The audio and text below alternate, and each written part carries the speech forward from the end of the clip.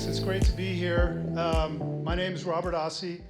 I'm the managing partner of Terratico, and joining me in spirit is our European team. They're in Eastern Europe, Austria, and Slovakia. What we're seeing in the market is a lot of institutional pressure for sustainability. And as you can imagine, we all are kind of in this fight to keep some of this plastic out of landfill, of which 90% of recycled plastic, unfortunately, is ending up in landfill.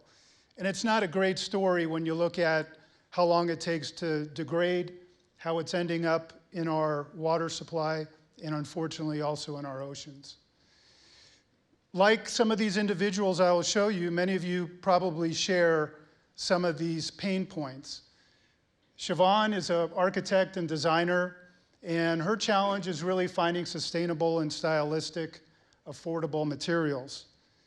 Stephen is a county recycling manager, also pretty upset that he has a high financial burden of plastic waste and diversion issues. And then Jennifer, she's a director, lead programs, Fortune 500, and she's under a tremendous amount of pressure to help her company achieve their lead goals. And that's where Terratico comes into play. We take recycled plastic, reduced into just the chip form, mix it with regular concrete in industrial size mixers, along with a patent-pending formulation. And this is the product. As you can see, it can come in a whole variety of different shapes, colors, and you can customize the color based on the plastics that you would like. So you can basically mimic anything from terrazzo to granite and so forth. Over the past 7 years, we've been developing this project with a University of Žilina, which is in Slovakia. We have that patent pending in 152 countries. We're currently manufacturing and selling successfully in the European Union.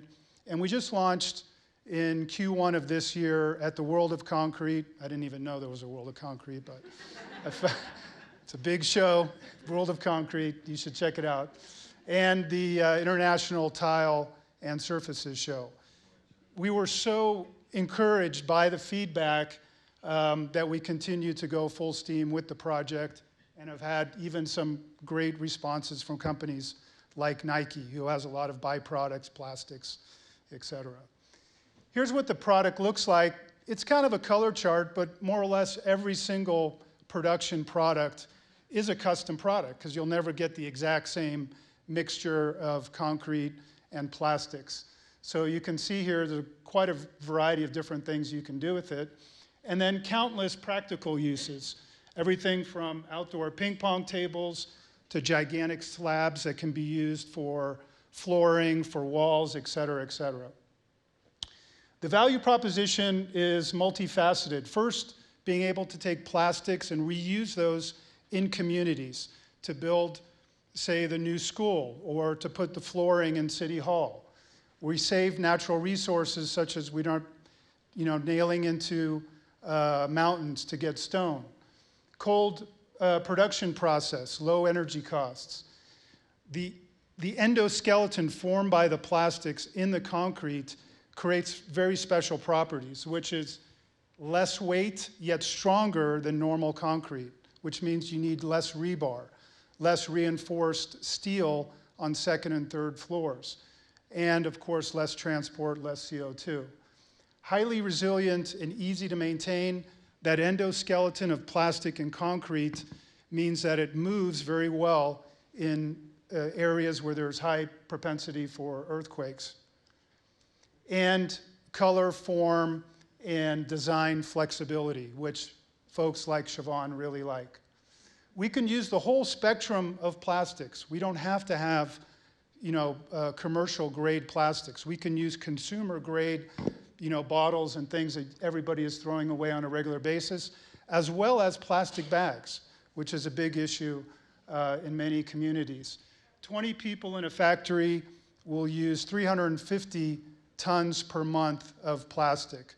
And you can see the process is relatively straightforward. We create these giant blocks, we slice them and dice them, kind of like blocks of cheese. In European testing in Germany, a company called LGA, you can see our product on the right compared to normal concrete on the left fared very well across many different indices. Flexural strength, water absorption, resistance to abrasion, resistance to compression against regular concrete. So there's a lot of applications here that would apply to. Here again are some samples of where we have actually installed the product. The middle one is a beauty salon in Europe. And it doesn't have to be square products. It can be anything curved. Here also, Pandrol is a major supplier of railroad ties in Europe. And you can imagine if they can save the weight of those ties, if they can have something that's maybe a little bit different design, and for us to reproduce tens of thousands of railroad ties is super attractive. This company, 365-degree bank, gets credit cards back or expired credit cards. We shredded those and used those to create the benches in their headquarters. Here are our projections. We believe we can return investment within 18 months of $2.5 million to create a factory and achieve $40 million based on our European model in revenue within 10 years. And now, at the end, we have Siobhan. She can get her style and sustainability and a big smile on her face.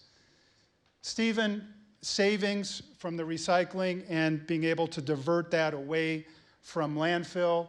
And Jennifer, she can reach her LEED goals.